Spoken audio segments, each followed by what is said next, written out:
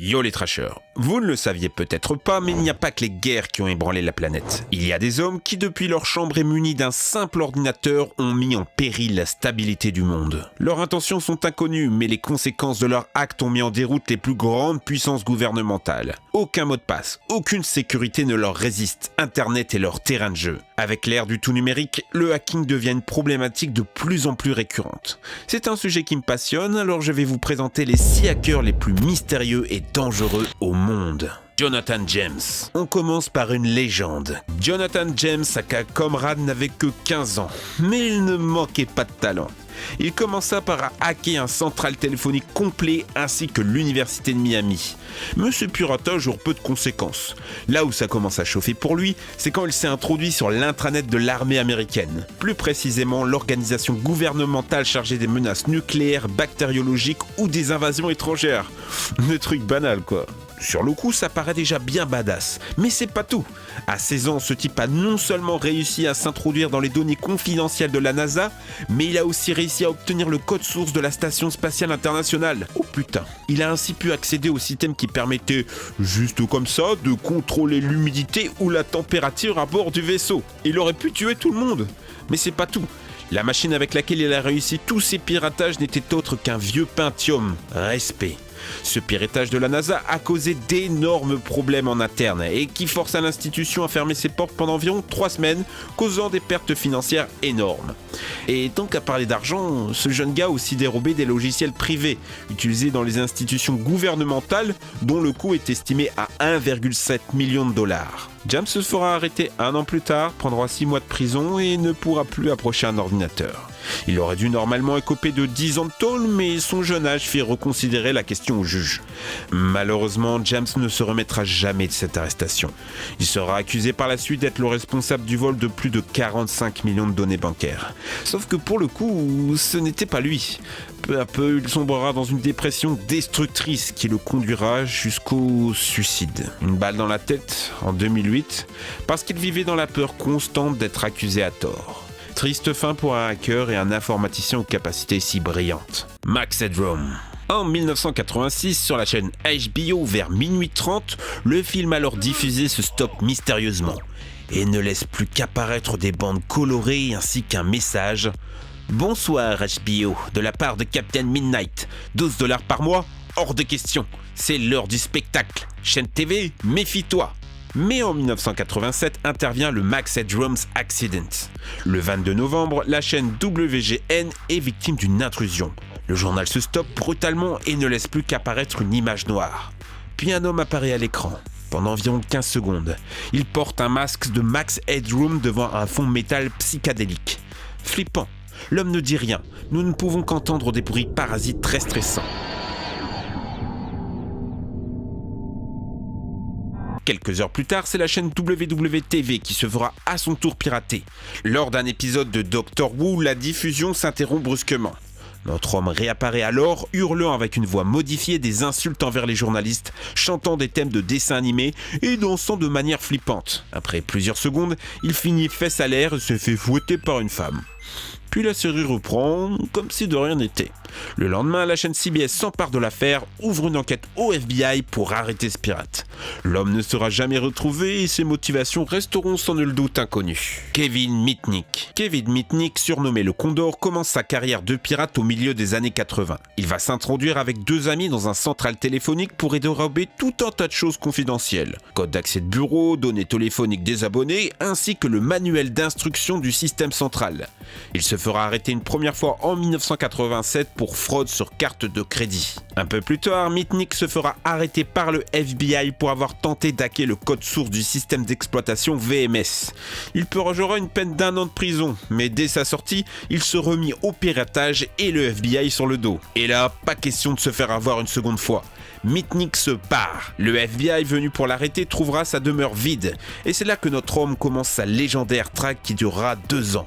On dit même que pendant cette chasse à l'homme infernal, Mitnick eut pris le contrôle de toutes les lignes téléphoniques de Californie afin de devancer ses poursuivants. Pendant cette période de fuite, c'est là qu'il commettra la plus grande partie de ses délits. Vol de plus de 20 000 comptes bancaires qui entraîneront des dommages se comptant en millions de dollars, intrusion dans l'intranet du Pentagone, carrément, et vole de logiciels privés en tout genre.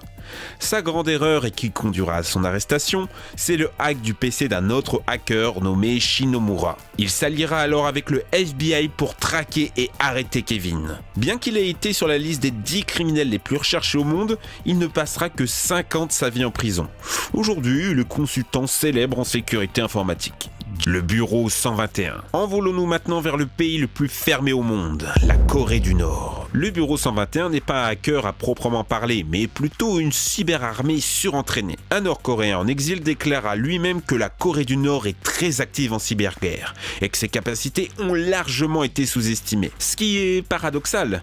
La majorité de la population est privée d'internet afin d'éviter l'influence des pays extérieurs justement. Le bureau 121 est littéralement une division de l'armée nord-coréenne. Le bureau, également connu sous le nom de Gang Dark Seoul, s'est fait connaître principalement par ses opérations cybercriminelles envers la Corée du Sud. Ainsi, depuis 2007, le Gang Dark Seoul lance des attaques destructrices envers les installations et les infrastructures sud-coréennes. Banques, chaînes de télévision et même sites web de la présidence sud-coréenne ont été régulièrement attaqués. On dit même que des millions de smartphones sud-coréens ont été infectés par un virus créé par le bureau 121, transmettant un nombre d'informations confidentielles dément à l'armée nord-coréenne. Mais le coup qui fera connaître le bureau 121 au grand public est la mystérieuse et non résolue attaque de Sony Pictures en 2014. Un groupe de hackers prenant le nom de Guardian of Peace a pris le contrôle de tous les postes du siège de Sony Pictures en déclarant avoir obtenu plus de 100 téraoctets de données. Elle leakera des films et des informations faisant perdre des millions de dollars à la firme.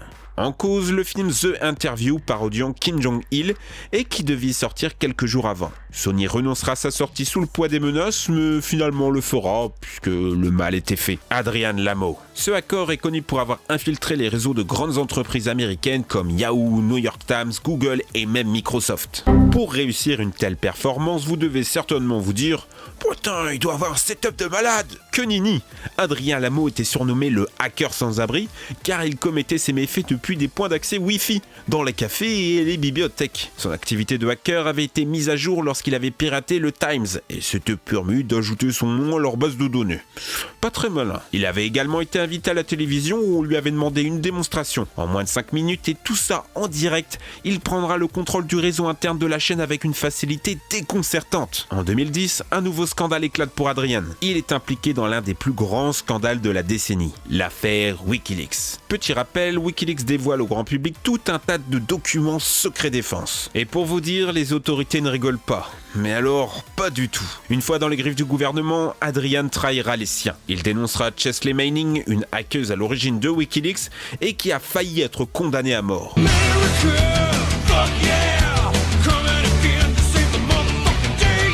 Aujourd'hui, Adrian est le hacker le plus haï au monde et vous pouvez taper son nom sur Twitter pour voir à quel point beaucoup lui souhaitent l'enfer. Gary McKinnon. Comment pourrions-nous faire un épisode sur les hackers sans parler de celui qui a orchestré le plus grand piratage informatique militaire de tous les temps? Et c'est le gouvernement américain qui le dit. Notre homme répond au pseudonyme de Solo, mais il s'agit en réalité de Gary McKinnon, un hacker anglais. Ce hacker est connu pour avoir hacké en tout 97 ordinateurs appartenant à la Marines, l'armée, la défense nationale américaine et la NASA. Décidément, pendant environ 13 mois, presque toutes les nuits, ce hacker s'est baladé librement sur les ordinateurs militaires américains. Il en prenait le contrôle et allait narguer sans pression les officiels en laissant de petits fichiers texte où l'on pouvait lire « Votre sécurité, c'est de la merde ». Au calme. Mais Solo ne s'est pas contenté de se promener sur les réseaux les plus sensibles des États-Unis. Il avait un objectif. Gary est depuis son adolescence un passionné d'espace et il est persuadé que les États-Unis possèdent des documents secrets défense sur les ovnis. Bah oui, vous savez, complot, Illuminati, reptiliens, raptor Jésus, tout ça. Il délaissa tout son entourage et toute sa vie professionnelle tant le hack lui prenait du temps.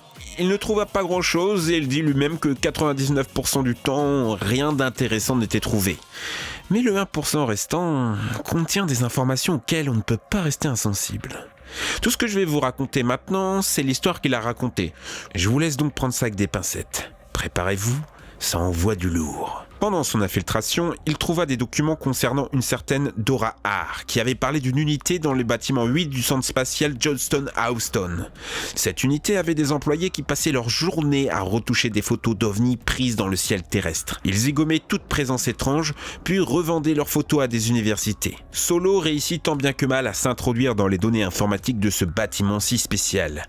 Et ce qu'il y découvrit le terrifia. Il y trouva 2 dossiers, l'un portant le nom de filtré et l'autre de non filtré. Il ouvrit le dossier non filtré et découvrit des centaines de photos d'un format inconnu. Il en ouvrit une au hasard et il vit en orbite terrestre un vaisseau en forme de cigare avec plusieurs dômes, sans aucune jointure et qui ne ressemblait à rien qu'il ait connu. Et c'est à ce moment-là qu'il se fera repérer, un ingénieur voyant sa souris bouger toute seule. Il s'ensuivit des poursuites judiciaires contre lui, risquant 70 ans de prison aux USA. Heureusement, son extradition sera finalement refusée par le gouvernement britannique. Les dégâts causés par Gary atteignirent les 700 000 $ environ. Malheureusement, aucune preuve tangible de ce qu'il avance et il est donc impossible de savoir si ce qu'il dit est vrai. Tout ce que l'on sait, c'est qu'il les a vraiment hackés et que les États-Unis veulent l'enfermer à vie. Les hackers utilisent de nombreux procédés pour arriver à leur fin. Phishing, backdoor, DDoS, virus, social engineering, la palette est vaste. Mais les hackers n'ont pas que des mauvaises intentions. Par exemple, Snowden ou Assange ont beaucoup aidé à la démocratie. Autre exemple, sans le hacker VTech, nous n'aurions jamais su que la sécurité de 2 millions d'enfants était mise en danger. Et avouez qu'il vaut mieux que ce soit un petit génie de 18 ans qui fasse le con et mette des poireaux sur votre site, plutôt que des personnes mal intentionnées restant dans l'ombre pour frapper, arnaquer ou attaquer militairement. Au final, la sécurité que l'on nous promet est bien ridicule. Si les hackers ont réussi à pirater les sites les plus sécurisés et confidentiels, alors qu'en est-il de nous ?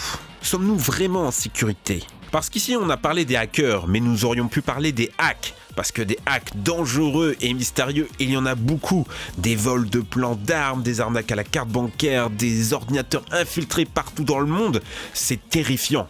En tout cas, ça fait réfléchir. Si vous voulez d'autres vidéos du même genre, c'est ici que ça se passe. N'hésitez pas à partager pour éduquer, à like de l'amour pour Trash. Merci les amis, ciao!